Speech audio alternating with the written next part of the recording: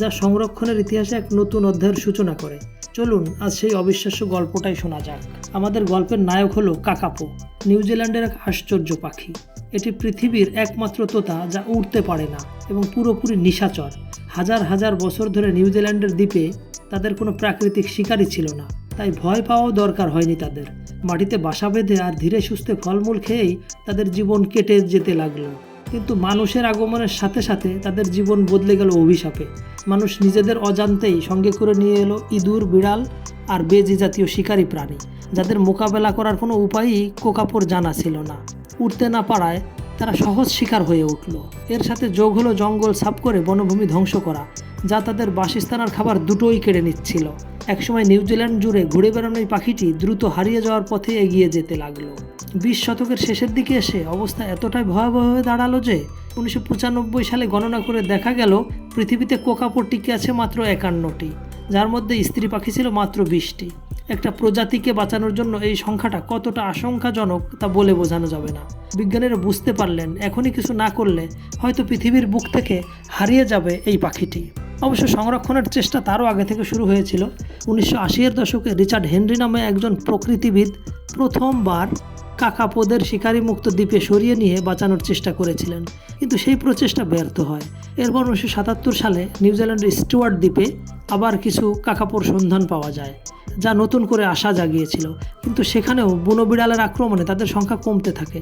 এটা স্পষ্ট হয়ে গিয়েছিল যে কাকাপোদের বাঁচাতে হলে এখনই বড় কোনো পরিকল্পনা দরকার। এরপর শুরু হয় কাকাপো রিকভারি প্রোগ্রাম, এক কথায় অবিশ্বাস্য এক সংরক্ষণ অভিযান। প্রথম এবং সবচেয়ে জরুরি পদক্ষেপ ছিল বেঁচে থাকা সব কোকাপোদের নিউজিল্যান্ডের শিকারীমুক্ত দ্বীপগুলোতে সাবধানে স্থানান্তর করা। এই দ্বীপগুলো ছিল তাদের জন্য এক নিরাপদ দুর্গ। কিন্তু শুধু নিরাপদ আশ্রয় দিলেই তো হবে না। বিজ্ঞানীরা প্রতিটি পাখির ওপর নজর রাখার জন্য রীতিমতো কল্পবিজ্ঞানের মতো প্রযুক্তি ব্যবহার শুরু করেন। প্রত্যেকটি কোকাপোর পিঠে একটি করে স্মার্ট ট্রান্সমিটার বসানো হলো, যা তাদের হাঁটা চলা, খাদ্যাভ্যাস, এমনকি কোন পাখি কার সাথে প্রেম করছে সেই খবরও বিজ্ঞানীদের কাছে পৌঁছে দিত। কোকাপোদের প্রজনন প্রক্রিয়াও খুব অদ্ভুত। তারা কেবল তখনই প্রজননে আগ্রহী হয় যখন স্থানীয় রিমু গাছে প্রচুর পরিমাণে ফল ধরে, আর এটা 2-4 বছর পরে একবার ঘটত। বিজ্ঞানীরা এই প্রকৃতির খামখেয়ালিপনার উপর ভরসা করে বসে থাকেননি।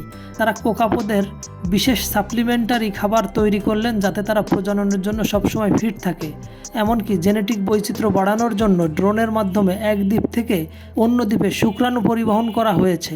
প্রতিটি পাখির জিনোম সিকুয়েন্সিং করে ঠিক করা হয়েছে কোনটি কার জন্য সেরা জুটি হবে, যাতে তাদের পরবর্তী প্রজন্ম সুস্থ ও নিরোগ হয়। এই পরিশ্রমের ফল আসতে বেশি সময় লাগেনি।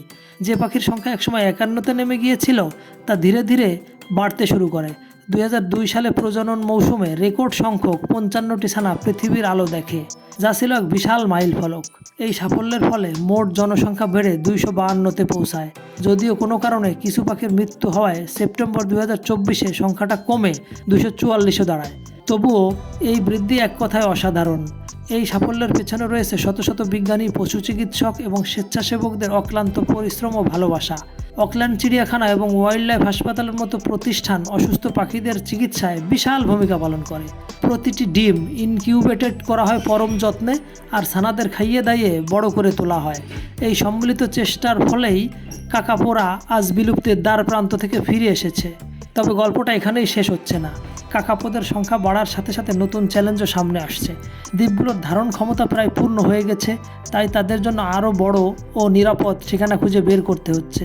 কয়েক দশক ধরে চলা জেনেটিক সংকটের কারণে তাদের রোগ প্রতিরোধ ক্ষমতাও কিছুটা কমেছে, যা বিজ্ঞানীদের জন্য সবসময় চিন্তার কারণ। এই চ্যালেঞ্জ মোকাবেলায় বিজ্ঞানীরা দারুণ কিছু পদক্ষেপ নিচ্ছেন। 2023 সালে প্রায় কয়েক দশক পর কিছু কাকাপোকে নিউজিল্যান্ডের মূল ভূখণ্ডের একটি সুরক্ষিত মাউন্টেনে ফিরিয়ে আনা হয়েছে। এটি তাদের স্বাভাবিক পরিবেশে ফিরিয়ে দেওয়ার পথে একটি ঐতিহাসিক পদক্ষেপ। আর সবচেয়ে রোমাঞ্চকর খবর হলো, বিজ্ঞানীরা ভবিষ্যৎবাণী করেছেন যে 2026 সালে একটি রেকর্ড ব্রেকিং প্রজনন মৌসুম আসতে চলেছে, কারণ রিমু গাছে প্রচুর ফল ধরার সম্ভাবনা রয়েছে। কাকাপোর এই ফিরে আসার গল্পটা আমাদের একটি জরুরি বার্তা দেয়। এটা প্রমাণ করে যে মানুষের ঐকান্তিক প্রচেষ্টা, সঠিক পরিকল্পনা এবং বিজ্ঞানীদের জাদুতে একটা প্রজাতিকে বিলুপ্তির কিনারা থেকেও ফিরিয়ে আনা সম্ভব হয়। 51টি পাখি থেকে প্রায় 250-র কাছাকাছি পৌঁছানোর এই যাত্রাটা শুধু সংখ্যার পরিবর্তন নয়, এটা প্রকৃতির প্রতি ভালোবাসার এক অসাধারণ উপাখ্যান। কাকাপোর এই অনুপ্রেরণার গল্পটা শেয়ার করে আপনিও প্রকৃতি সংরক্ষণের এই বার্তাটি সবার কাছে পৌঁছে দিতে পারেন, কারণ পৃথিবীর প্রতিটি জীবনই মূল্যবান আর তাদের রক্ষা করার দায়িত্ব আমাদের সকলের।